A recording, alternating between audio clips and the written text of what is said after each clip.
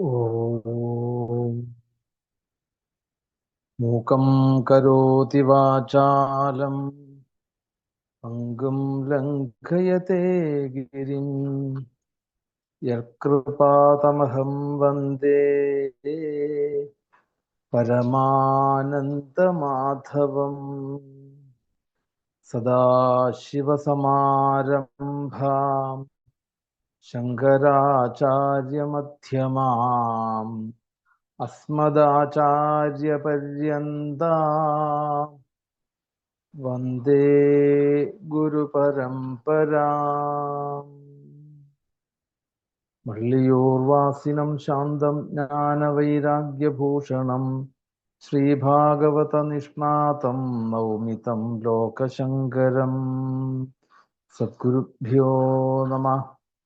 അഖിലാനപരാധാന്മേ ക്ഷമസ്വ കരുണാനിധേ പ്രസീദ മൽഗുരോനാഥ ജനകായ നമോ നമഃ. ഗുരുഭ്യോ നമഃ. ഗോവിന്ദനാമ സങ്കീർത്തനം ഗോവിന്ദ ഗോവിന്ദ.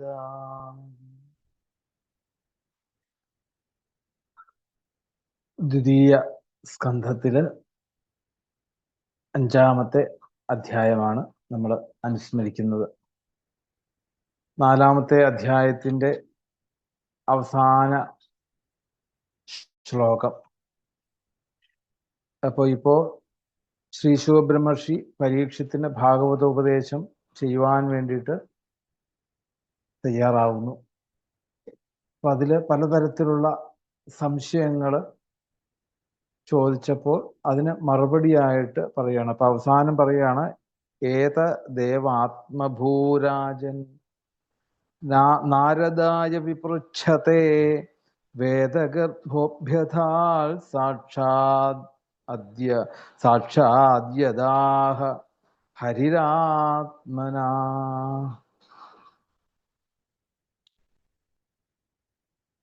ഈ ചോദ്യങ്ങള് തന്നെ ഒരിക്കല് നാരദ മഹർഷി തൻ്റെ അച്ഛനായിട്ടുള്ള ബ്രഹ്മാവിൻ്റെ അടുത്ത് ചെന്ന് അവതരിപ്പിച്ചതാണ്. ഏതത് ദേവാത്മഭൂരാജൻ. അതുകൊണ്ട് രാജാവെ, ആ ബ്രഹ്മ നാരദ സംവാദത്തിലൂടെ ഭഗവാൻ ബ്രഹ്മാവിന് ഉപദേശിച്ച പ്രകാരം ബ്രഹ്മാവ് നാരദന് ഈ സംശയത്തെയൊക്കെ നിവർത്തിച്ചു കൊടുത്തിട്ടുണ്ട്. അത് ഞാൻ അങ്ങേക്ക് പറഞ്ഞു തരാം എന്ന് പറഞ്ഞുകൊണ്ടാണ് 4-ാമത്തെ അധ്യായം അവിടെ അവസാനിച്ചത്. ഇനി 5-ാമത്തെ അധ്യായത്തിലൂടെ യഥാർത്ഥത്തിൽ നമുക്ക് പെട്ടെന്ന് മനസ്സിലാക്കാൻ ബുദ്ധിമുട്ടായിട്ടുള്ള ഒരു ഭാഗമാണ് ഈ സൃഷ്ടി വർണ്ണനകളൊക്കെ. നമുക്കത് നമ്മളുടെ സൗകര്യം പോലെ നമുക്കത് പറഞ്ഞ് പോകാനേ സാധിക്കുകയുള്ളൂ. എന്തായാലും നമുക്ക് ആരംഭിക്കാം. 5-ാമത്തെ അധ്യായം ആരംഭിക്കാം. ബ്രഹ്മ നാരദ സംവാദത്തിലൂടെ സൃഷ്ടിയുടെ തത്വങ്ങളുടെ ഉൽപ്പത്തി, പിന്നെ ഈ ബ്രഹ്മാണ്ട സൃഷ്ടി വർണ്ണനം. പരീക്ഷത്തിന്റെ ചോദ്യവും അതായിരുന്നു, എങ്ങനെയാണ് ഈ പ്രപഞ്ചം ഉണ്ടായത്, ഇവിടെയുള്ള ജീവജാലങ്ങള് താൻ എങ്ങനെ ഉണ്ടായി, ഇതിനെക്കുറിച്ചൊക്കെ അറിയുവാൻ നമ്മളെല്ലാവരും സംശയിച്ചിട്ടുള്ള ഒരു കാര്യമാണ് ശരിക്ക്, അല്ലേ? ഈ മനുഷ്യനായിട്ട് ഞാൻ ജനിച്ചത് എങ്ങനെയാണ്, ഈ പ്രപഞ്ചം എന്നുള്ളത് എന്താണ്, ഇതിൽ എവിടെയാണ് യഥാർത്ഥത്തിലുള്ള ഊർജം, ഈശ്വരൻ എവിടെയാണ്? ഈ ഒരു സംശയമാണ് പരീക്ഷത്തിന്റെ ഉള്ളിൽ കിടന്ന് കളിക്കുന്നത്.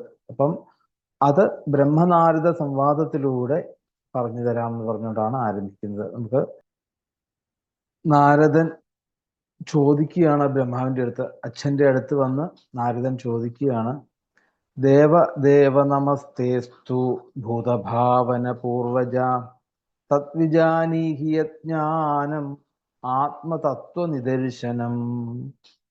അതിന്റെ പദം നോക്കാം. ദേവ നമസ്തേ അസ്തു ഭൂതഭാവന പൂർവജ തത് വിജാനീഹി യത് ജ്ഞാനം ആത്മതത്വ നിദർശനം. ആത്മതത്വ നിദർശനം അതൊരു ഒറ്റപ്പദമാണ്. ഇനി അതിന്റെ അന്വയം കൂടി നോക്കാം. പൂർവജ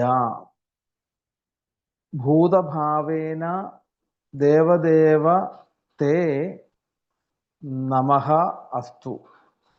നമസ്തേ എന്നുള്ളതിന് നമസ്തേ അസ്തു എന്നുള്ളതിന് നമഃ അസ്തു. തേ നമഃ അസ്തു. ആത്മതത്വ നിദർശനം ജ്ഞാനം യത് തത് വിജാനീഹി. അതിന്റെ അന്വയാർത്ഥം നോക്കാം. പൂർവജ ഏറ്റവും മുൻപ്, പൂർവം എന്നുള്ളതിന് മുൻപ് എന്നുള്ള അർത്ഥം, കിഴക്ക് എന്ന് മുൻപ് എന്നുള്ള അർത്ഥം. അപ്പം ഏറ്റവും ആദ്യം ജനിച്ച ആള് എന്നുള്ള രീതിയിലാണ് പൂർവജ.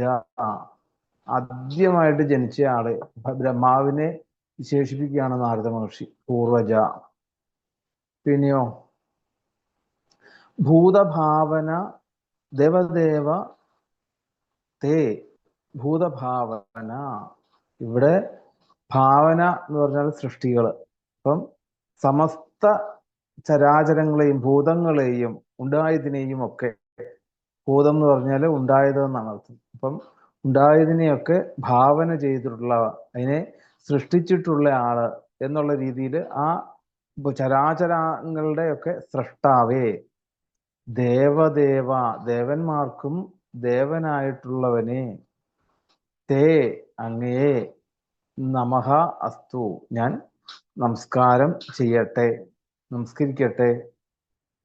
ആത്മതത്വ നിദർശനം, ആത്മതത്വത്തെക്കുറിച്ചുള്ള ദർശനം, അല്ലെങ്കിൽ ആ ആത്മതത്വം പൂർണ്ണമായിട്ടും അറിയുവാനുള്ള ആഗ്രഹം. അതാണ് ദർശനം എന്ന് ഉദ്ദേശിക്കുന്നത്. അവിടെയാണ് കാണുവാൻ, അല്ലെങ്കിൽ കാണുവാൻ വേണ്ടിയിട്ടുള്ള ആ ഔത്സുക്യത. അപ്പൊ ഇവിടെ അത് അറിയുവാൻ ഉതകുന്നതായിട്ടുള്ള ജ്ഞാനം എന്താണോ, അത് അറിയുവാൻ വേണ്ടിയിട്ട്, ആ ആത്മതത്വത്തെ അറിയുവാൻ വേണ്ടിയിട്ടുള്ള അറിവ് എന്താണോ, ജ്ഞാനം എന്താണോ, യത് യാതൊന്നോ, തത് അത്, യത് തത് അത്, വിജാനീഹി. വിജാനീഹി എന്ന് പറഞ്ഞാൽ എന്താണ്? വിശേഷേണ എന്നെ മനസ്സിലാക്കി തന്നാലും എന്ന് വേണമെങ്കിൽ പറയാം. അല്ലെങ്കിൽ എന്താണ്, പ്രത്യേകം എനിക്ക് ഉപദേശിച്ചു തന്നാലും. ഇപ്പം ഈ ഒരു 2 വരിയുടെ അർത്ഥം എന്ന് പറഞ്ഞാൽ ഒന്നും അറിയാനില്ല. ആദ്യം തന്നെ ചെന്ന് പറയുകയാണ്, ഹേ അച്ഛ, അവിടുന്നാണല്ലോ യഥാർത്ഥത്തിൽ ഈ ദേവന്മാരുടെ ഒക്കെ ദേവനായിട്ടുള്ളത്.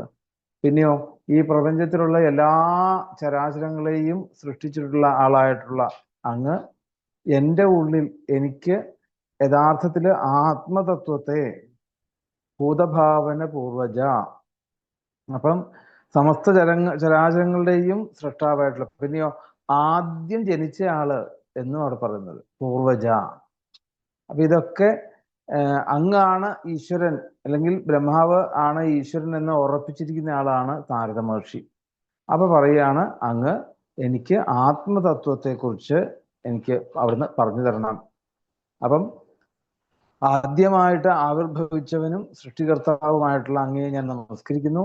യാതൊരു അറിവാണോ, യാതൊരു ജ്ഞാനം കൊണ്ടാണോ എൻ്റെ ഉള്ളിലുള്ള ഈ കർമ്മത്തിന് ആധാരമായിട്ടുള്ള ആത്മതത്വം, എൻ്റെ ഉള്ളിലുള്ള ജ്യോതിയെ എനിക്ക് മനസ്സിലാക്കാൻ സാധിക്കുക, അല്ലെങ്കിൽ ഈ ഞാൻ അറിയേണ്ടതായിട്ടുള്ള ആത്മതത്വത്തെ പ്രകാശിപ്പിക്കാൻ സാധിക്കുന്നത്, അതിന് വേണ്ടതായിട്ടുള്ള അറിവിനെ വിസ്തരിച്ച് വിജാനീഹി, വിശേഷേണ പ്രത്യേകമായിട്ട് എനിക്ക് ഉപദേശിച്ച് തന്നാലും എന്നാണ് ആദ്യത്തെ. യദ്രൂപം യദധിഷ്ഠാനം യതഃ സൃഷ്ടമിദം പ്രഭോ യൽ സംസ്ഥം യത് പരം യച്ച തത്വം വദ തത്വത, തത് തത്വം വദ തത്വത.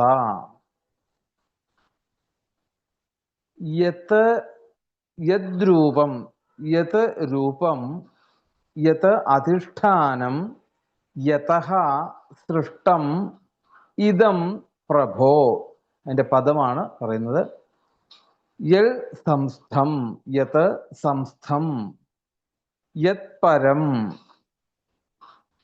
തത് തത്വം. അത് ഒരുമിച്ച് പറയാം. തത് തത്വം ഒരുമിച്ച് തന്നെ പറയാം. തത് തത്വം വദ തത്വത. തത്വത. ഇനി അതിന്റെ അന്വയം നോക്കാം നമുക്ക്. പ്രഭോ, അല്ലയോ പ്രഭു ആയിരിക്കുന്നതിനെ പ്രഭോ, ഇതം യതഃ സൃഷ്ടം യദ്രൂപം യദധിഷ്ഠാനം യൽ സംസ്ഥം യത് ച യത്പരം തൽ തത്വം തത്വതഃ വദ. അതിന്റെ അന്വയാർത്ഥം നോക്കാം. പ്രഭോ, ഹേ പ്രഭുവായിട്ടുള്ളവനെ, ഇതം യതഃ സൃഷ്ടം. അപ്പം അതിനു മുമ്പ് ആദ്യത്തെ ശ്ലോകത്തിൽ പറഞ്ഞത് ഈ പറഞ്ഞതായിട്ടുള്ള സകല ചരാചരങ്ങളെയൊക്കെ നിർമ്മിച്ചതായിട്ടുള്ള ഹേ ബ്രഹ്മാവ് അല്ലെങ്കിൽ അച്ഛ എന്നെ ആത്മതത്വത്തെ കുറിച്ച് എനിക്ക് വിശദമായിട്ട് പറഞ്ഞു തരണം.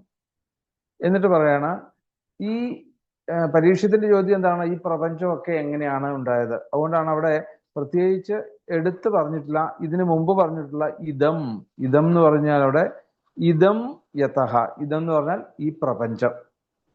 ഈ പ്രപഞ്ചം യതഃ സൃഷ്ടം, യതഃ യാതൊന്നിൽ നിന്നാണ് സൃഷ്ടം ഇവിടെ സൃഷ്ടിക്കപ്പെട്ടിട്ടുള്ളത്, സൃഷ്ടിക്കപ്പെട്ടത്. യത് രൂപം, ഇത് യാതൊന്നിലാണോ ഇത് രൂപപ്പെട്ടത്, സൃഷ്ടിക്കപ്പെട്ടത്, പിന്നെ ഇതിന് രൂപം കൊടുത്തത്, പിന്നെ രൂപം കൊടുത്തത്, പിന്നെ ഏത് അധിഷ്ഠാനം, എന്താണ് ഇതിന്റെ അധിഷ്ഠാനം, അല്ലെങ്കിൽ ഏതാണ് ഇതിന്റെ ആശ്രയം, ഈ പ്രപഞ്ചത്തിന്റെ ആശ്രയം ഏതാണ്. യൽ സംസ്ഥം, ഇത് എവിടെയാണ് ചെന്ന് ലയിക്കുന്നത്, സംസ്ഥം എവിടെയാണ് ഇരിക്കുന്നത്, അല്ലെങ്കിൽ എവിടെയാണ് ഇത് എവിടെ നിന്ന് അല്ലെ ജാതമായി, ഇത് എവിടെ നിന്ന് രൂപം കൊണ്ടു, ഇത് എവിടെ നിന്ന് സൃഷ്ടിക്കപ്പെട്ടു, അല്ലെങ്കിൽ ഈ സൃഷ്ടിക്കപ്പെട്ടതായിട്ടുള്ള ഈ പ്രപഞ്ചം എങ്ങനെ രൂപപ്പെട്ടു, ഈ രൂപപ്പെട്ടത് എന്താണ് ഇതിന്റെ ആശ്രയം, ഇതിന്റെ അധിഷ്ഠാനം, പിന്നെ ഇത് എവിടെയാണ് ചെന്ന് ലയിക്കുന്നത്. അതാണ് സംസ്ഥം, യൽ സംസ്ഥം. യത് ച, യാതൊന്നാണ്, യൽ പരം യാതൊന്നിന് അധീനമാണ്, തത് ത്വം അതിന്റെ എല്ലാം, അതിന്റെ എല്ലാം, യാതൊന്നാണ്, യാതൊന്നിന് അധീനമാണ്, അതിന്റെ എല്ലാം, തത്വതഃ തത്വത്തെ, അതിന്റെ എല്ലാം, തൽ തത്വം അതിൻ്റെയൊക്കെ തത്വം, ഇതിന് കാരണമായിട്ടുള്ള ഇതിൻ്റെയൊക്കെ തത്വം, തത്വതഃ വദ അങ്ങ് പറഞ്ഞു തന്നാലും എന്ന് പറയണം. അപ്പം അല്ലയോ പ്രഭോ, ഈ പ്രപഞ്ചത്തിന്റെ രൂപം എന്താണ്, ഇതിന്റെ ആശ്രയസ്ഥാനം എന്ത്, ഇത് ആരാണ് സൃഷ്ടിക്കപ്പെട്ടത്, ആരാൽ സൃഷ്ടിക്കപ്പെട്ടു, ഇത് ഏതിലേക്കാണ് ഈ പ്രപഞ്ചം ചെന്ന് ലയിക്കുന്നത് എന്നും, ഇത് യാതൊന്നിന് അധീനമായിട്ടുള്ളത് എന്നുമുള്ള ഇതൊക്കെ ആരാണ് ഇതിൻ്റെയൊക്കെ നിയന്താതാവ്, ആർക്ക് അധീനമായിക്കൊണ്ടാണ് ഇതിരിക്കുന്നത് എന്നും ഒക്കെയുള്ള ആ തത്വങ്ങള് അങ്ങ് വിസ്തരിച്ച് പറഞ്ഞു തരൂ എന്നുള്ളതാണ് അവിടെ പറഞ്ഞത്. സർവം ഹ്യേതൽ ഭവാൻ വേദ ഭൂതഭവ്യഭവൽ പ്രഭു കരാമലകവദ് വിശ്വം വിജ്ഞാനാവസിതം തവ. സർവം ഹി ഏതത്, അതാണ് ഹേതത് എന്നുള്ളത്. സർവം ഹി ഏതത് ഭവാൻ വേദ ഭൂത ഭവ്യ ഭവൽ പ്രഭു കരാമലകവത് വിശ്വം, കരാമലകവത് വിശ്വം വിജ്ഞാനാവസിതം, വിജ്ഞാനാവസിതം ഒറ്റ വാക്കാണ്, തവ. ഇതാണ് അതിന്റെ പദം വരുന്നത്. ഇനി ഇതിന്റെ അന്വയം പറയുകയാണെങ്കിൽ ഭവാൻ ഭൂത ഭവ്യ ഭവൽ പ്രഭു, ഭൂത ഭവ്യ ഭവൽ പ്രഭു, പിന്നെയോ ഏതത് സർവം വദ, വിശ്വം തവ കരാമലകവത് വിജ്ഞാനാവസിതം. കരാമലകവത് വിജ്ഞാനാവസിതം. അപ്പം ഭവാൻ, അങ്ങ് ബ്രഹ്മാവിനോട് പറയാണ്, അങ്ങ് ഭൂതഭവ്യ ഭവൽ പ്രഭു, ഭൂതം ഭാവി ഭവൽ പ്രഭു, അതായത് ഉണ്ടായതും പിന്നെന്താണ് ഉണ്ടാവാനിരിക്കുന്നതും പിന്നെ ഉണ്ടായിക്കൊണ്ടിരിക്കുന്നതിൻ്റെയും ഒക്കെ ആരാണ്? പ്രഭുവാണ് അങ്ങ്, അല്ലേ? അതുകൊണ്ട് ഏതത് സർവം, അതുകൊണ്ട് ഇതെല്ലാം വേദ, ഇതെല്ലാം അറിയുന്നു. അപ്പം ഈ ഇവിടെ ഉണ്ടാകുന്നതും ഉണ്ടാകാനിരിക്കുന്നതും ഉണ്ടായിക്കൊണ്ടിരിക്കുന്നതും ഒക്കെ ഭൂതവും ഭാവിയും വർത്തമാനവും ഒക്കെ അങ്ങേക്ക് അതെല്ലാം അറിയാം. അതാണ് അങ്ങ് ഉണ്ടായതും ഉണ്ടാകാനിരിക്കുന്നതും ഉണ്ടായിക്കൊണ്ടിരിക്കുന്നതിൻ്റെയും ഒക്കെ പ്രഭു ആയതിനാൽ എല്ലാം അങ്ങ് അറിയുന്നു. അതുകൊണ്ട് വിശ്വം തവ കരാമലകവത്. കരാമലകം എന്ന് പറഞ്ഞാൽ, ആമലകം എന്ന് പറഞ്ഞാൽ എന്താണ്? ആമലകം എന്ന് പറഞ്ഞാൽ നെല്ലിക്ക എന്നർത്ഥം. സംസ്കൃതത്തില് ആമലകം എന്ന് പറഞ്ഞാൽ നെല്ലിക്ക, ധാത്രി എന്ന് പറഞ്ഞാലും നെല്ലിക്ക എന്നർത്ഥമുണ്ട്. അപ്പം ഒരു നെല്ലിക്ക രീതിയില് കര ആമലകത്ത്, അതായത് ഒരു കയ്യിന്റെ വെള്ളയില് കൈക്കുള്ളില് ഒരു നെല്ലിക്ക പോലെ എന്നാണ് അവിടെ ഉദ്ദേശിക്കുന്നത്. ഉള്ളം കയ്യിലെ നെല്ലിക്ക പോലെ വിജ്ഞാനാവസിതം, അങ്ങേക്ക് ഇതെല്ലാം വ്യക്തമായിട്ട് അങ്ങേക്ക് അറിയാൻ സാധിക്കും. അപ്പം ഇവിടെ ഉണ്ടായതും ഉണ്ടായിക്കൊണ്ടിരിക്കുന്നതും പിന്നെന്താണ് ഉണ്ടാവാൻ പോകുന്നതും ഭൂതവും ഭാവിയും പിന്നെ വർത്തമാനവും ആയിട്ടുള്ള എല്ലാ ചരാചരങ്ങളെ കുറിച്ചും അങ്ങേക്ക് ഇപ്പം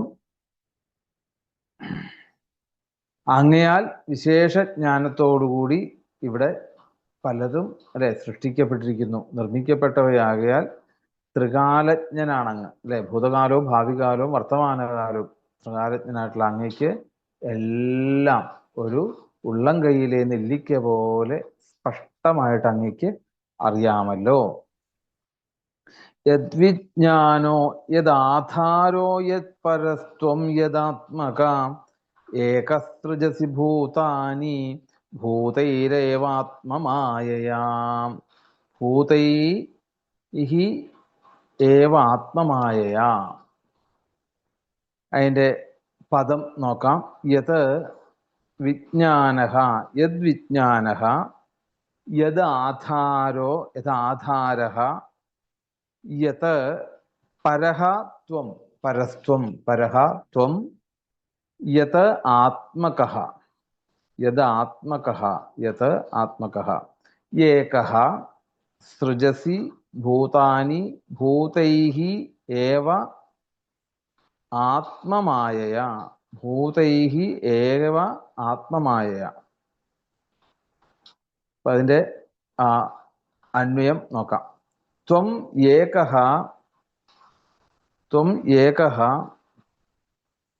ആത്മമായയാ ഭൂതൈഹി ഏവ ആത്മമായയാ ഭൂതൈഹി ഏവ ഭൂതാനി സൃജസി, പിന്നെ യദ്വിജ്ഞാനഃ യദാധാരഃ യൽപരഃ യദാത്മകഃ. അതിന്റെ അന്വയാർത്ഥം നോക്കാം. ത്വം ഏക, അങ്ങ് ഏകനായിക്കൊണ്ട്, ബ്രഹ്മാവിനോട് പറയാണ് നാരദ മഹർഷി, അങ്ങ് ഏകനായിക്കൊണ്ട് ആത്മമായയ. ആത്മമായയ എന്ന് പറഞ്ഞാൽ എന്താണ്? ഈ മായാശക്തികളെ കൊണ്ട്, മായയെ കൊണ്ട്, ഭൂതൈഹി ഏവ, ഭൂതം എന്ന് പറയുന്ന അവിടെ പഞ്ചഭൂതങ്ങളാണ് ഉദ്ദേശിക്കുന്നത്. ഈ പഞ്ചഭൂതങ്ങളെ കൊണ്ട് ഭൂതാനി, അവിടെ ഭൂതാനി എന്ന് പറയുമ്പോൾ ചരാചരങ്ങള്, അല്ലെ? ജീവജാലങ്ങള്. ആ ചരാചരങ്ങളെ, ഭൂതാനി ചരാചരങ്ങളെ സൃജസി, സൃജസി എന്ന് പറഞ്ഞാൽ എന്താണ്? സൃഷ്ടിക്കുക, അല്ലെ? സൃഷ്ടിക്കുന്നുവോ. യദ്വിജ്ഞാനം യദ്വിജ്ഞാനഃ, ആ ഒരു അറിവ്, ആ ഒരു ജ്ഞാനം ആരിൽ നിന്ന് അങ്ങ് ആർജിച്ചു? ഇവിടെയുള്ള ചരാചരങ്ങളെയൊക്കെ സൃഷ്ടിക്കുന്നുവോ പഞ്ചഭൂതങ്ങളെ കൊണ്ട്, അങ്ങ് മായയെ കൊണ്ട് പഞ്ചഭൂതങ്ങളാൽ നിർമ്മിതമായിട്ടുള്ള ഈ ചരാചരങ്ങളെയൊക്കെ സൃഷ്ടിക്കുന്നുവോ ആ ജ്ഞാനം ആരിൽ നിന്ന് അങ്ങ് ആർജിച്ചു? യദ് വിജ്ഞാന, യാതൊന്നിൽ നിന്ന് അത് അറിവ് ലഭിച്ചു. യത് ആധാര, ആരാണ് അതിന് ആശ്രയം? യത് പരഹ, ആരാണ് പിന്നെ ഇതിനും പരമായിട്ട്? യഥാർത്ഥത്തിൽ നാരദ മഹർഷിയെ സംബന്ധിച്ചിടത്തോളം എല്ലാം പ്രപഞ്ചത്തെ മുഴുവൻ സൃഷ്ടിച്ചതായിട്ടുള്ള ബ്രഹ്മാവാണ് ഈശ്വരൻ എന്നുള്ളത് ഉറപ്പിച്ചു വെച്ചിരിക്കുന്ന ആളാണ് നാരദ മഹർഷി. അപ്പൊ അതിനും ഉപരിയായിക്കൊണ്ട്, അതിന് പരമായിക്കൊണ്ട് യത് പരഹ, ആരാണ് അതിന് മേലെ? യത് ആത്മകഹ, എന്താണ് ഈ ആത്മരൂപം എന്നും ഒക്കെ അവിടുന്ന് ചോദിക്കുകയാണ്. അപ്പം അങ്ങയുടെ മായാശക്തി കൊണ്ട്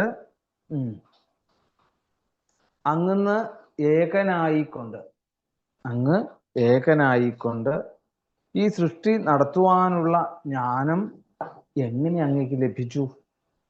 ആരാണ് അതിന് അവലംബമായിരിക്കുന്നത്? ആരാണ് അങ്ങേക്കും പരമായിട്ട് ഉപരിയായിട്ടുള്ള ആള് എന്നെല്ലാം ഞാൻ അറിയുവാൻ ആഗ്രഹിക്കുന്നു. അപ്പം ആ ഒരു 4 ചോദ്യങ്ങളും ഇനിയുള്ള ഒരു 4 ചോദ്യങ്ങളുള്ള 4 ശ്ലോകങ്ങൾ, ഇനിയുള്ള 4 ശ്ലോകങ്ങളും 8 ശ്ലോകങ്ങളെ കൊണ്ട് യഥാർത്ഥത്തിൽ നാരദന്റെ പ്രശ്നമാണ് അവിടെ കാണിക്കുന്നത്, ചോദ്യമാണ്. ഇവിടെ ആദ്യത്തെ 4 ശ്ലോകത്തിൽ എന്താണ് പറഞ്ഞത്? ശ്രീനാരദ മഹർഷി ആദ്യമായിട്ട് ആ ബ്രഹ്മദേവനെ പോയി നമസ്കരിക്കുകയാണ്. എന്നിട്ട് പറഞ്ഞു, അല്ലയോ ബ്രഹ്മദേവ, ദേവന്മാർക്കും ദേവനായിട്ടുള്ളവനെ, ആദ്യമായിട്ട് ഇവിടെ പൂർവജഹ ആവിർഭവിച്ചതായിട്ടുള്ള, പിന്നെ എന്താണ് സൃഷ്ടാവായിട്ടുള്ള, ഭൂതചരാചരങ്ങളെയൊക്കെ സൃഷ്ടിക്കുന്ന സൃഷ്ടാവായിട്ടുള്ള അങ്ങയെ ഞാൻ നമസ്കരിക്കുന്നു. എനിക്ക് യഥാർത്ഥമായിട്ടുള്ള ആത്മതത്വത്തെ അവിടുന്ന് വിസ്തരിച്ച് വിജാനീഹി, വിശേഷമായിട്ട് എനിക്ക് പ്രത്യേകം പറഞ്ഞു തരണം. പിന്നെയോ, ഈ പ്രപഞ്ചത്തിന്റെ രൂപം എന്താണ്? അധിഷ്ഠാനം എന്താണ്? ആശ്രയസ്ഥാനം എന്താണ്? ഇത് ആരിലാണ് സൃഷ്ടിക്കപ്പെട്ടിരിക്കുന്നത്? എവിടെയാണ് ഇത് ചെന്ന് ലയിക്കുന്നത്?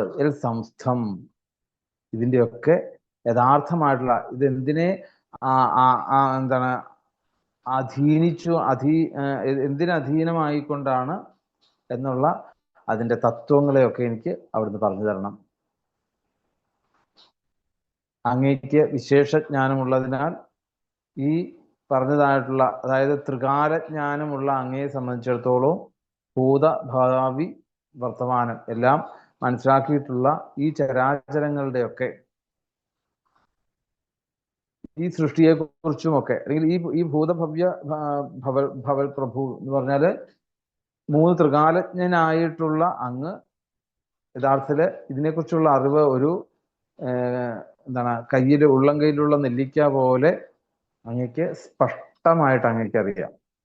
അതുകൊണ്ട് അങ്ങയുടെ മായാശക്തി കൊണ്ട് അങ്ങ് ഏകനായി തന്നെ ഭൂതങ്ങളെയൊക്കെ പഞ്ചഭൂതങ്ങളോടുകൂടി പല ചരാചരങ്ങളെയും ഇവിടെ സൃഷ്ടിക്കുന്നു. അങ്ങക്ക് ഈ സൃഷ്ടി നടത്തുവാനുള്ള ഊർജം, അങ്ങക്ക് ഇത് നടത്തുവാനുള്ള ഈ ശക്തി എങ്ങനെ അങ്ങക്ക് ലഭിച്ചു? ആരാണ് അങ്ങക്ക് അവലംബമായിരിക്കുന്നത്? ആരാണ് അങ്ങേക്കും ഉപരിയായിക്കൊണ്ട് ഇതിനെല്ലാം നിൽക്കുന്നത്? അത് അറിയുവാൻ ഞാൻ ആഗ്രഹിക്കുന്നു എന്ന് പറയാണ്. യഥാർത്ഥത്തില് ഇവിടെ ഉണ്ടാകാവുന്ന ഒരു ചോദ്യമാണ് ശരിക്ക്. ഇപ്പൊ നമ്മളുടെ ഈ പലതരത്തിലുള്ള കണ്ടുപിടുത്തങ്ങൾ ഇന്ന് നടക്കുന്നു. കമ്പ്യൂട്ടറായിട്ടും മൊബൈലായിട്ടും ഒക്കെ പലതരത്തിലുള്ള കണ്ടുപിടുത്തങ്ങളൊക്കെ മനുഷ്യന്റെ ബുദ്ധിയിൽ നിന്നും ഉണ്ടായിരിക്കുന്നു. അപ്പൊ നമ്മൾ തന്നെ ചോദിക്കുകയാണ്, എവിടെ നിന്നാണ് ഈ ഒരു കണ്ടുപിടുത്തത്തിന് ആധാരം? ഈ ബുദ്ധി എവിടുന്നാണ് എന്ന് ചോദിച്ചാലോ? എന്ന് ചോദിക്കുന്നവരെയാണ് ഇവിടെ ബ്രഹ്മാവിനോടും. യഥാർത്ഥത്തില് ഈ ബുദ്ധി എന്നുള്ളത് എല്ലാവരിലും ഒരേപോലെയാണെന്ന് വേണേൽ പറയാം. പിന്നെ അതിനെ എങ്ങനെയാണോ അതിനെ നമ്മൾ മെയിൻറ്റെയിൻ ചെയ്തുകൊണ്ട് പോകുന്നത്, ഇപ്പം അതൊക്കെ ദ്രവ്യം, ദേശം, കാലം, കർമ്മം, ഈ കർമ്മ സ്വഭാവങ്ങൾക്കനുസരിച്ചാണ് അവരവരുടെ അവയവങ്ങള്, ഇന്ദ്രിയങ്ങള്, ബുദ്ധി, മനസ്സ് ഇതൊക്കെ പ്രവർത്തിക്കുന്നത്. അങ്ങനെയാണ് ഓരോരുത്തരുടെയും സ്വഭാവം എന്നുള്ളതാണ് പറയുന്നത്. എന്ന് പറഞ്ഞാല് അപ്പൊ നമ്മൾ ചോദിക്കുകയാണ്, ഈ ബുദ്ധിക്ക് ഊർജം തന്നതാണ് എന്നുള്ള ഒരു അന്വേഷണമാണ് യഥാർത്ഥത്തിൽ ഇവിടെ നാരദനും ചെയ്യുന്നത്, വേറൊന്നുമില്ല. അപ്പം അവിടെ വീണ്ടും ചോദിക്കുകയാണ് ഇനി നാരദൻ 5-ാമത്തെ ശ്ലോകത്തിൽ നോക്കാം. ആത്മൻ ഭാവയസേ താനി ന പരാഭാവയൻ സ്വയം ആത്മശക്തിമവഷ്ടഭ്യ പൂർണ്ണനാഭിരിവാക്ലമാ. ആത്മൻ ഭാവയസേ താനി ന പരാഭാവയൻ സ്വയം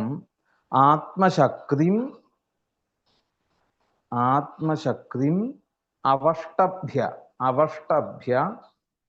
പൂർണ്ണനാഭിഃ ഇവാക്ലമാ. പൂർണ്ണനാഭിഃ ഇവ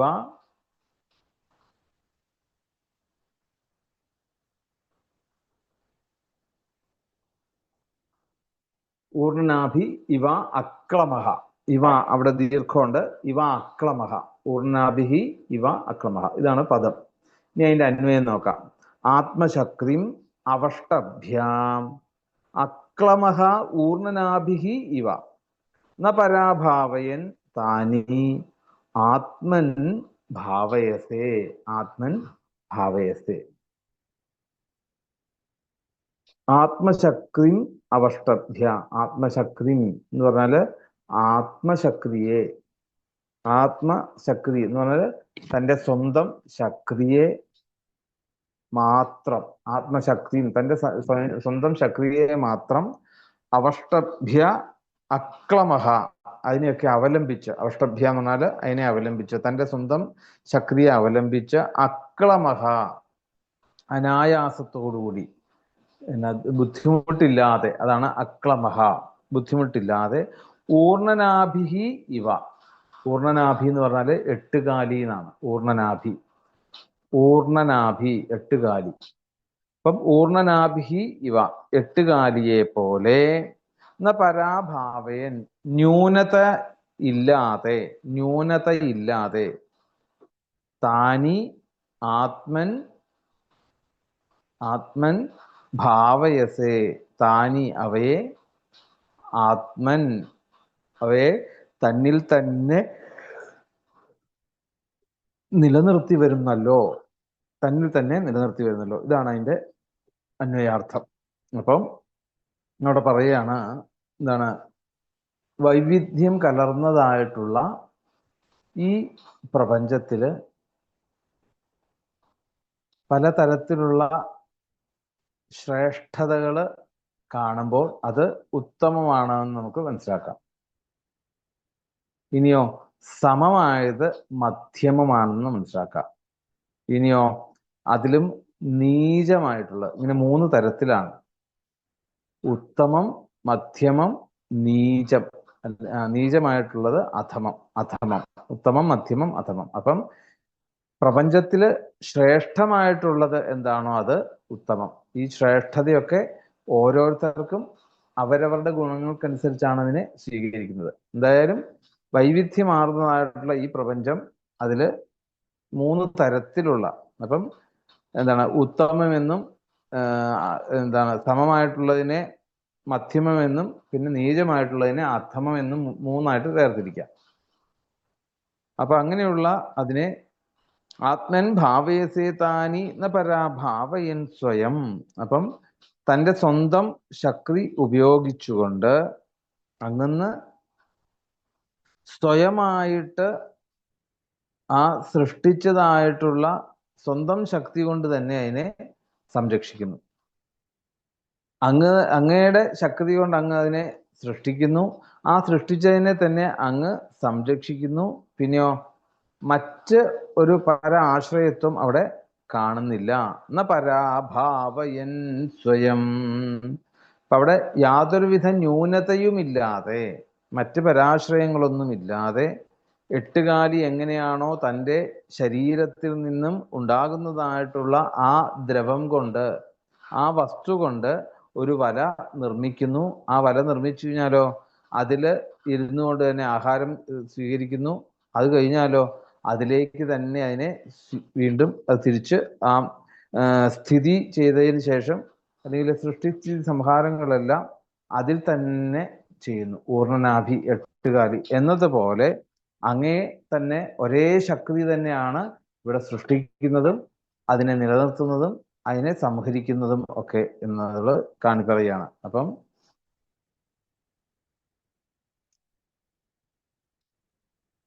അതുകൊണ്ട് സ്വയമായി സൃഷ്ടിച്ചവയെ സ്വന്തം ശക്തി കൊണ്ട് അതിനെ തന്നെ സൃഷ്ടിച്ചവയെ സംരക്ഷിക്കുന്നു. ആ സംരക്ഷിക്കുന്നതിന് പരാശ്രയം, മറ്റാശ്രയമൊന്നുമില്ലാതെ എട്ടുകാലി എങ്ങനെയാണോ സ്വന്തം വലയിൽ കൂടെ അതിനെ സ്വീകരിക്കുന്നതും അത് അതിലേക്ക് തന്നെ എത്തിക്കുന്നതും അതിനനുസരിച്ച് ആണ് ആ ഒരവസ്ഥ.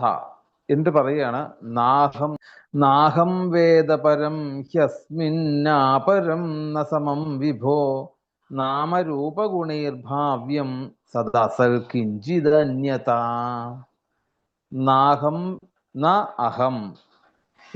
അഹം വേദ പരം ഹി അസ്മിൻ അപരം. അതാണ് അസ്മിന്നാപരം എന്ന് ഇവിടെ പറയുന്നത്. അസ്മിൻ അപരം ന സമം വിഭോ നാമരൂപഗുണൈഹി ഭാവ്യം. നാമരൂപഗുണൈഹി ഭാവ്യം സദസൽ സത്ത് അസത്ത് കിഞ്ചിത് അന്യത.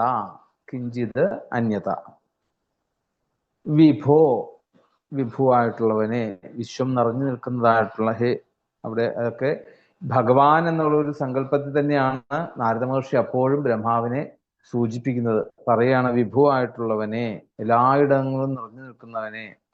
നാമരൂപഗുണൈഹി, നാമം രൂപം ഗുണം എന്നിവയില് ഭാവ്യം സത് അസത്ത് കിഞ്ചിത് അന്യത. ഭാവ്യം എന്ന് പറഞ്ഞാൽ എന്താണ്? അനുഭവപ്പെടാവുന്നതായി, നാമം രൂപം ഗുണം എന്നിവയാൽ അനുഭവപ്പെടുന്നതായി അത് സത്ത് അസത്ത്. സത്ത് എന്ന് പറഞ്ഞാൽ എന്താണ്? സ്ഥൂലം. അസത്ത് എന്ന് പറഞ്ഞാൽ സൂക്ഷ്മം. സ്ഥൂലവും സൂക്ഷ്മവും, സ്ഥൂലമോ സൂക്ഷ്മമോ കിഞ്ചിത് അന്യത. ഇനി അതല്ലാതെ വേറെ ഏതെങ്കിലും രീതിയിൽ അവസ്ഥകൾ പറയുന്നതാണ് അല്ലേ? സ്ഥൂലം സൂക്ഷ്മം പരം, ഇങ്ങനെ 3 തരത്തിലുള്ള അവസ്ഥകളാണ്. അപ്പൊ അതില് സ്ഥൂലം ആയിട്ടാണോ അതോ സൂക്ഷ്മമായിട്ടാണോ, സത്തായിട്ടാണോ അസത്തായിട്ടാണോ, ഇനി അതല്ല കിഞ്ചിത് അന്യത, മറ്റേതെങ്കിലും അങ്ങയിൽ നിന്ന് അന്യമായിക്കൊണ്ട് അഹം പരം വേദ, ഞാൻ പരം വേദ, പരമായിട്ടുള്ള അല്ലെങ്കിൽ ഇതിന് അപ്പുറത്തേക്കുള്ള ഒരു നല്ലതിനെ ഞാൻ അറിയുന്നില്ല. ഇതിനപ്പുറം അങ്ങ് അല്ലാതെ വേറൊരു ശക്തി ഉണ്ടെന്നുള്ളതിനെ ഞാൻ അറിയുന്നില്ല. അപരം നവേദ, അപ്പം നല്ലതായിട്ടും ചീത്തയായിട്ടും. അപരം നവേദ എന്ന് പറഞ്ഞാല് നീ പരമായിട്ടുള്ളതും അപരമായിട്ടുള്ളതും, നല്ലതായിട്ടുള്ളതും ഇനി ചീത്തയായിട്ടുള്ളതും ഞാൻ അറിയുന്നില്ല. സമം ഹി നവേദ, ഇനി അതല്ല, അതിനെ ഇടയ്ക്ക് നിൽക്കുന്ന ആ തുല്യതയോടുകൂടി കൊണ്ട് ഉള്ളതിനെയും ഞാൻ അറിയുന്നില്ല എന്ന് പറയാണ്. അപ്പം ഇവിടെ പറയാണ് പല തരത്തില്, 3 തരത്തിലുള്ളത് നേരത്തെ നമ്മൾ പറഞ്ഞു അല്ലെ? ഉത്തമം, മധ്യമം, അധമം, ഇങ്ങനെ 3 തരത്തില്. അപ്പം വസ്തുക്കൾക്ക് നാമം രൂപം ഗുണം ഒക്കെ ഉണ്ട് എങ്കിൽ അതൊക്കെ എങ്ങനെയാണ്? അങ്ങയിൽ നിന്നല്ലാതെ മറ്റൊന്നിൽ നിന്നുണ്ടായി എന്ന് ഞാൻ അറിയുന്നില്ല. അങ്ങയിൽ നിന്നാണ്. പലതരത്തിലുള്ള വസ്തുക്കളായിരിക്കാം, പല രൂപത്തിലുള്ളതും പല നാമത്തിലുള്ളതും പല ഗുണത്തിലുള്ളതും ആയിരിക്കാം. അതൊക്കെ എന്താണ്? അതിനൊക്കെ സൃഷ്ടിക്ക് കാരണമായിട്ടുള്ളത് അങ്ങ് തന്നെയാണ്, ബ്രഹ്മാവ് തന്നെയാണ്, അങ്ങ് തന്നെയാണ്. അത് അങ്ങനെ അല്ലാതെ കിഞ്ചിൽ കിഞ്ചിൽ അന്യത അഹം പരം അഹം വേദ, ഞാൻ മറ്റൊന്നിൽ നിന്നാണ് എന്ന് ഞാൻ അറിയുന്നില്ല.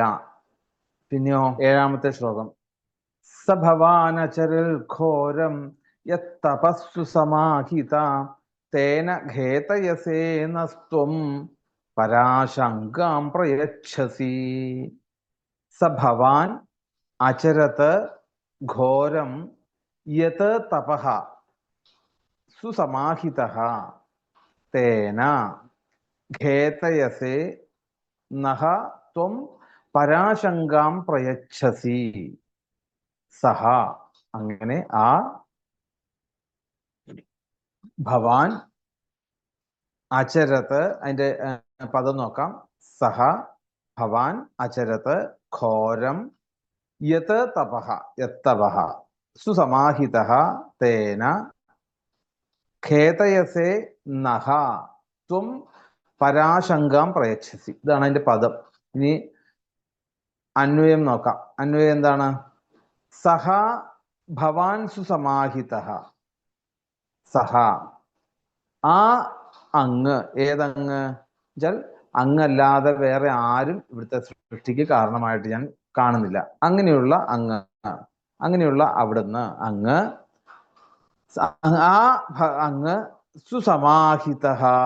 സുസമാഹിത എന്ന് പറഞ്ഞാൽ ഏകാഗ്രനായിക്കൊണ്ട്, ഏകാഗ്രതയോടുകൂടി ഘോര തപഹ, ഘോരം തപഹ, ഘോരമായിട്ടുള്ള തീവ്രമായിട്ടുള്ള തപസ്.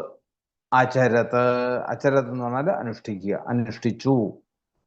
അപ്പം അങ്ങ് ഏകാഗ്രതയോടുകൂടി തീവ്രമായിട്ടുള്ള ഒരു തപസ് അനുഷ്ഠിച്ചു. യത് തേന നഹ,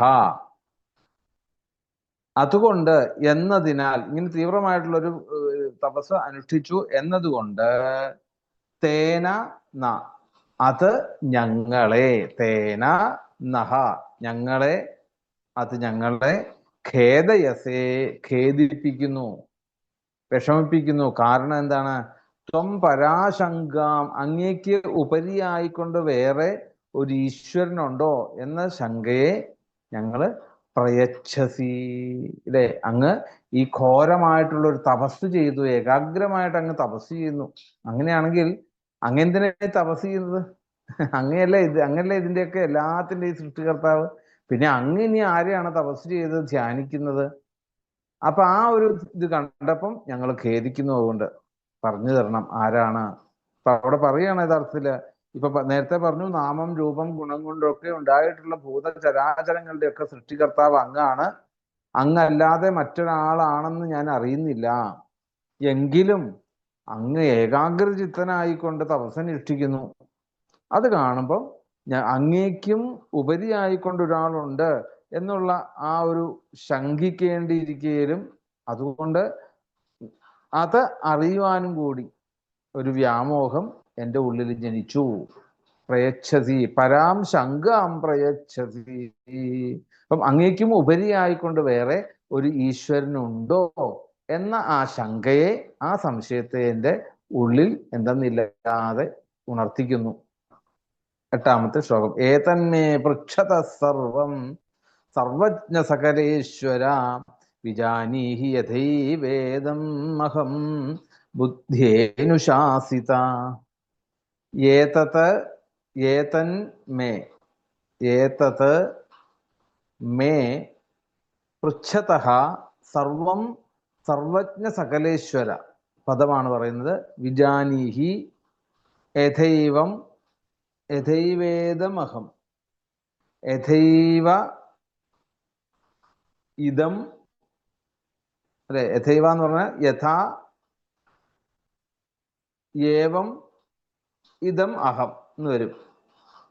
യഥാ ഏവ ഇതം അഹം, അതാണ് യഥൈവേദമഹം ഇതം അഹം ബുദ്ധ്യേനുശാസിത. ബുദ്ധ്യേ അനുശാസിത, അനുശാസിത. ഇനിയിപ്പോ അതിന്റെ അന്വയത്തിലേക്ക് അന്വയം നോക്കാം. ഹേ സർവജ്ഞ സകലേശ്വര, ഏതത് പൃച്ഛതഃ മേ അഹം അനുശാസിതഃ ഇദം സർവം യഥാ ബുദ്ധ്യേ ഏവ വിജാനീഹി. സർവജ്ഞ, എല്ലാം അറിയുന്ന സർവജ്ഞ, സകലേശ്വര, എല്ലാത്തിൻ്റെയും ഈശ്വരനായിട്ടുള്ള ഹേ അങ്ങ്, ഏതത് പൃച്ഛതഃ, ഞാൻ ചോദിച്ചതായിട്ടുള്ള, ഇപ്പൊ ചോദിച്ചതായിട്ടുള്ള അല്ലെങ്കിൽ ചോദിക്കുന്ന എന്താണോ ഇത് ചോദിക്കുന്ന മേ എനിക്ക്, അഹം അനുശാസിത, ഞാൻ ഉപദേശിക്കപ്പെട്ടവനായാൽ, ഇതം സർവം, ഇതെല്ലാം, യഥാ ബുദ്ധിയെ വിജാനീഹി, അപ്പം ഇതെല്ലാം വേണ്ട പോലെ മനസ്സിലാക്കുന്ന വിധം എന്ത് ചെയ്യണം? വിജാനീഹി, എനിക്ക് പറഞ്ഞു തന്നാലും എന്ന് പറയാണ്. അപ്പം എന്താണ് അവിടെ പറയുന്നത്? അപ്പം സർവജ്ഞനും സർവേശ്വരനുമായിട്ടുള്ള അങ്ങന്ന് എല്ലാം അറിയുന്നു. അതുകൊണ്ട് എനിക്ക് സംശയ നിവൃത്തി വരുത്തുവാൻ വേണ്ടിയിട്ട് ഞാൻ അങ്ങയെ പ്രാർത്ഥിക്കുന്നു, അല്ലെങ്കിൽ അങ്ങയോട് ഞാൻ അങ്ങ് വേണ്ട വിധം, വേണ്ട പോലെ മനസ്സിലാകുന്ന വിധം അത് പറഞ്ഞു തന്നാലും. ചുരുക്കത്തിൽ പറഞ്ഞാൽ എന്താണ്? ശരിക്കും ബ്രഹ്മാവിനെ അല്ലെ നിമിത്തമാക്കിക്കൊണ്ട് ശ്രീനാരദ മഹർഷി അതിലും ഉപരി ആരെന്നുള്ള സംശയം അവിടെ അവതരിപ്പിക്കുന്നു. അങ്ങേക്കും അച്ഛനും ഒരു ഉപരിയായിട്ടുള്ളൊരു ശക്തി ഉണ്ടെങ്കിൽ അത് ആരാണ്? ഇപ്പം ഇതൊക്കെ ഇതേപോലെ തന്നെ ഈ സൃഷ്ടിക്രമങ്ങളെ മറ്റ് ഇതിലൊക്കെ നമുക്ക് കാണാൻ സാധിക്കും. എന്താ പറയണ്ടേ, മറ്റ് ഈ പുരാണങ്ങളിലൊക്കെ നമുക്ക് കാണാൻ സാധിക്കും അവിടെ. അപ്പം അത് താരതമ്യം വെച്ച് നോക്കിക്കഴിഞ്ഞാൽ അവിടെ ഗരുഡ പുരാണത്തിലൊക്കെ ദേവന്മാർക്ക് അതിഗഹനങ്ങളായിട്ടുള്ള ഈ തത്വങ്ങളെ കുറിച്ച് പലതരത്തിലുള്ള സംശയങ്ങൾ, നമ്മളെപ്പോലെ തന്നെ ഈ സൃഷ്ടിക്ക് കാരണമായിട്ടുള്ള, അല്ലെങ്കിൽ ഈ പ്രപഞ്ചം ഉണ്ടായത് എങ്ങനെയാണെന്നുള്ള ഒരു ചോദ്യം ദേവന്മാർക്കും ഉണ്ടായി. അവരിതുപോലെ തന്നെ ബ്രഹ്മാവിന്റെ അടുത്ത് ചെന്ന് ഈ സംശയ നിവൃത്തിക്ക് വേണ്ടി അവർ ചെന്ന് ചോദിച്ചു. അപ്പം ആ ബ്രഹ്മദേവന്റെ അഭിപ്രായ പ്രകാരം നേരെ എന്ത് ചെയ്തു? പരമേശ്വരന്റെ അടുത്ത്, മഹാദേവന്റെ അടുത്ത് ചെന്ന്, ആ ധ്യാനത്തിലിരിക്കുന്ന മഹാദേവന്റെ കൃഷ്ണാമൂർത്തിയായിട്ടുള്ള മഹാദേവന്റെ അടുത്ത് ചെന്നു. സർവേശ്വരൻ എന്ന് എല്ലാവരും കരുതിയിട്ടുള്ള ആ പരമേശ്വരന്റെ അടുത്ത് ചെന്ന് ചോദിക്കുകയാണ്, എന്താണ് യഥാർത്ഥത്തിൽ ഇതിനൊക്കെ പരമായിട്ടുള്ള യഥാർത്ഥമായിട്ടുള്ള ആ ഈശ്വര തത്വത്തെ ഒന്ന് അവിടുന്ന് പറഞ്ഞു തരണം എന്ന് അവിടെ പറയുകയാണ്. അപ്പൊ അവിടെ പറയുമ്പോൾ ആ പരമേശ്വരൻ എന്ത് ചെയ്യുന്നു? അവിടെ വ്യക്തമായിട്ട് പറഞ്ഞിരുന്ന അഹം ധ്യായാമിതം വിഷ്ണും പരമാത്മാനം ഈശ്വരം സർവദം സർവഗം സർവം സർവപ്രാണി ഹൃദി സ്ഥിതം. അവിടെ യഥാർത്ഥത്തിൽ പരമേശ്വരൻ അവിടെ പറഞ്ഞു കൊടുക്കുന്നത് എന്താണ്?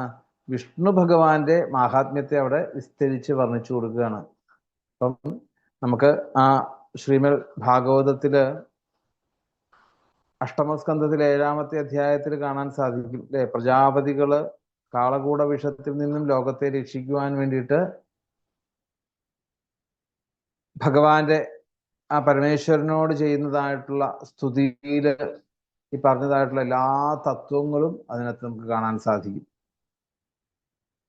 അപ്പൊ ഗരുഡപുരാണത്തിൽ പരമേശ്വരൻ വിഷ്ണുവിന്റെ മാഹാത്മ്യത്തിൽ പ്രതിപാദിക്കുന്നത് അത് തന്നെയാണ് ഇവിടെ ഭാഗവതത്തിലും നമുക്ക് കാണാൻ സാധിക്കുക. അപ്പം പരമേശ്വരൻ വിഷ്ണുവിന് കൽപ്പിക്കുന്നതായിട്ടുള്ള ഗുണങ്ങള് പ്രജാപതികൾ എന്ത് ചെയ്യുന്നു? മഹാദേവൻ വിഷ്ണുവിന് കൽപ്പിക്കുന്നതായിട്ടുള്ള എല്ലാ ഗുണങ്ങളും പ്രജാപതികള് സർവേശ്വരനായിട്ടുള്ള മഹാദേവനില് അവിടെ കൽപ്പിക്കുന്നു എന്ന് അതിലൂടെ നമുക്ക് മനസ്സിലാക്കാൻ സാധിക്കും. അപ്പം ഈ 8 ശ്ലോകങ്ങളിലൂടെ ചോദ്യങ്ങളാണ് ഇന്ന് പറഞ്ഞത്. അപ്പം ഇന്ന് 8 ശ്ലോകങ്ങളിലൂടെ എന്താണ്? നാരദ മഹർഷി ബ്രഹ്മാവിന്റെ അടുത്ത് എന്ന് സംശയം തീർക്കാണ്. ബ്രഹ്മാവ് ഗംഭീരമായിട്ട് ധ്യാനത്തിലിരിക്കുന്നു. ഇടയ്ക്കിടയ്ക്ക് നോക്കുമ്പോഴത്തേക്കും ഏകാഗ്രതയോടുകൂടി ഇരുന്ന് തപസ് ചെയ്യുന്നു. അപ്പൊ ഈ നാരദൻ ഒരു സംശയം, ആരെയാണ് ഇദ്ദേഹം തപസ് ചെയ്യുന്നത്?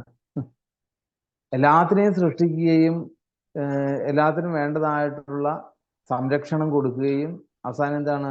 ഇതിന്റെ സംഹാരത്തിനും കാരണമാകുന്നതൊക്കെ ചെയ്യുന്നത് ആരാണ്? അച്ഛൻ തന്നെയാണ്, ബ്രഹ്മാവ് തന്നെയാണ്. അങ്ങനെയാണെങ്കിൽ ഈ ബ്രഹ്മാവിന്റെ ഉപരിയായിട്ടുള്ള ഒരു ശക്തി ഉണ്ടെങ്കിൽ അത് ആരാണ് എന്ന് അറിയാൻ വേണ്ടിയിട്ട് ആദ്യത്തെ സംബോധന തന്നെ എന്താണ്? ദേവന്മാരുടെ ദേവനല്ലേ, അങ്ങനല്ലേ എല്ലാത്തിനെയും സൃഷ്ടിക്കുന്നത്, അങ്ങനെയുള്ള ആ ബ്രഹ്മാവിനെ ഞാനിതാ നമസ്കരിക്കുന്നു, അച്ഛനെ ഞാനിതാ നമസ്കരിക്കുന്നു, എനിക്ക് ആത്മതത്വത്തെക്കുറിച്ച് അറിയണം. പിന്നെയോ അങ്ങ് ഇവിടെ സൃഷ്ടിച്ചിട്ടുള്ള ഈ പ്രപഞ്ചം, ഇതിനൊക്കെ എന്താണ് ആധാരം? ഇതെങ്ങനെ രൂപപ്പെട്ടു? ഇത് എന്തിനെയാണ് ആശ്രയിച്ചിരിക്കുന്നത്? അതിൻ്റെയൊക്കെ ഇതിനും പരമായിട്ട് യൽ പരം യൽ തത്വം.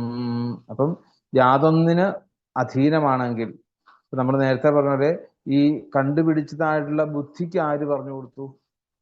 അല്ലേ, നമ്മൾ പറഞ്ഞില്ലേ ഓരോന്നും കണ്ടുപിടിച്ച ഈ മനുഷ്യബുദ്ധിക്ക് അതിന് പുറകിലൊരു ശക്തി ഉണ്ടല്ലോ എന്ന് ചോദിക്കുന്നത് പോലെ ബ്രഹ്മാവിനോട് ചോദിക്കുകയാണ്, അങ്ങ് ചെയ്തതായിട്ടുള്ള ഈ പ്രവൃത്തിക്കൊക്കെ ഊർജം എവിടെ നിന്നാണ് ഉണ്ടാകുന്നത്?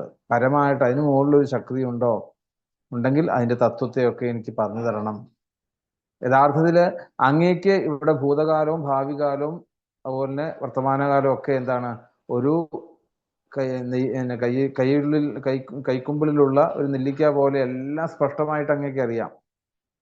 അപ്പം അത് എല്ലാത്തിനെയും അങ്ങേക്ക് അറിയാമെങ്കിലും പോലും എന്നിട്ടും എന്താണ്, അങ്ങ് ഒരു ഏകാഗ്രമായിക്കൊണ്ട് ഒരു സ്ഥലത്ത് പോയിരുന്ന് ഇങ്ങനെ ധ്യാനിക്കുന്നു. അങ്ങ് ധ്യാനിക്കുന്നത് ആരെയാണ്? യഥാർത്ഥത്തില് ആരാണ് അങ്ങേക്ക് ഈ സൃഷ്ടി നടത്തുവാൻ വേണ്ടിയിട്ടുള്ള ഊർജം തരുന്നത്? എവിടുന്നാണ് സ്രോതസ് അതിന്റെ? പിന്നെ ആണ് പറഞ്ഞത് ആത്മാൻ ഭാവേസേ താനി ന പരാഭാവയൻ സ്വയം. അതായത് ഇവിടെ എട്ടുകാലി നൂല് കൊണ്ട് ഉണ്ടാക്കുന്നു, ആ നൂലിൽ നിന്ന് ആഹാരം കഴിക്കുന്നു, അവസാനം എന്തായി? ആ നൂല് തന്നെ തൻ്റെ ഉള്ളിലേക്ക് തന്നെ അത് സ്വീകരിക്കുന്നു എന്ന് പറഞ്ഞ പോലെ അങ്ങയുടെ സ്വന്തം ശക്തി കൊണ്ടാണ് ഇവിടെ സൃഷ്ടിക്കുകയും സംരക്ഷിക്കുകയും അവിടെ സംഹരിക്കുകയും ഒക്കെ ചെയ്യുന്നത്. അതുകൊണ്ട് അങ്ങല്ലാതെ വേറൊരാൾ ഉണ്ടെന്ന് ഞാൻ ഒരിക്കലും നാഹം വേദ, ഞാൻ അറിയുന്നേയില്ല. അത് എനിക്ക് ഒന്ന് പറഞ്ഞു തരണം. മറ്റൊന്ന് ഉണ്ടെന്നുള്ളത് ഞാൻ അവിടെ അറിയുന്നില്ല. സത്വം അസത്വമായിട്ട് സ്ഥൂലമോ സൂക്ഷ്മമോ ആയിട്ട് എല്ലാം എന്തൊക്കെയുണ്ടോ അതെല്ലാം അങ്ങയിൽ നിന്ന് അന്യമായിട്ട് വേറൊന്ന് നല്ലതോ ചീത്തയോ ഉണ്ടെന്നുള്ളത് ഞാൻ അറിയുന്നില്ല. അതുകൊണ്ട് അങ്ങ് ഏകാഗ്രതയോടുകൂടി ഇങ്ങനെ ഘോരമായിട്ടുള്ള ഒരു തപസ് ചെയ്യുന്നു. അങ്ങനെയാണെങ്കിൽ അങ്ങേക്കും ഉപരിയായിക്കൊണ്ട് വേറൊരു ഈശ്വരൻ ഉണ്ടോ? അതൊക്കെ എൻ്റെ വലിയൊരു ശങ്കയായിട്ട് കിടക്കുകയാണ്. ആ സംശയത്തെ ഒന്ന് തീർത്തു തരണം. ഏതെന്നെ വൃക്ഷത സർവം, ഞാൻ എന്തൊക്കെയാണോ അങ്ങയോട് ചോദിച്ചത് അതെല്ലാം എനിക്ക് വേണ്ട പോലെ അത് എൻ്റെ ബുദ്ധിക്ക് മനസ്സിലാക്കി. അതാണ് അവിടെ യഥൈവേദം ബുദ്ധിയേനു ശാസിത, എൻ്റെ ബുദ്ധിക്കനുസരിച്ച് മനസ്സിലാകുന്ന രീതിയിൽ എനിക്ക് അങ്ങ് വേണ്ട വിധം ഉപദേശിച്ചു തന്നാലും. ഇതാണ് ആദ്യത്തെ 8 ശ്ലോകം. നമുക്ക് ആ ഒരു 8 ശ്ലോകം ഇന്ന് ഭഗവാന്റെ പാദങ്ങൾ സമർപ്പിക്കാം. ഇനി പൂർണ്ണമദ പൂർണ്ണമിദം പൂർണ്ണാൽ പൂർണ്ണമുദച്യത്തെ പൂർണ്ണസ്യ പൂർണ്ണമാദായ പൂർണ്ണമേവാവശിഷ്യത്തെ. സ്വസ്തി പ്രജാഭ്യ പരിപാലയന്താം ന്യായേന മാർഗേണ മഹിം മഹീശാ. ഗോബ്രാഹ്മണേഭ്യഃ ശുഭമസ്തു നിത്യം. ലോകാഃ സമസ്താഃ സുഖിനോ ഭവന്തു. കായേന വാചാ മനസേന്ദ്രിയൈർവാ ബുദ്ധ്യാത്മനാ വാ പ്രകൃതേ സ്വഭാവാൽ കരോമി യദ്യൽ സകലം പരസ്മൈ നാരായണായേതി സമർപ്പയാമി.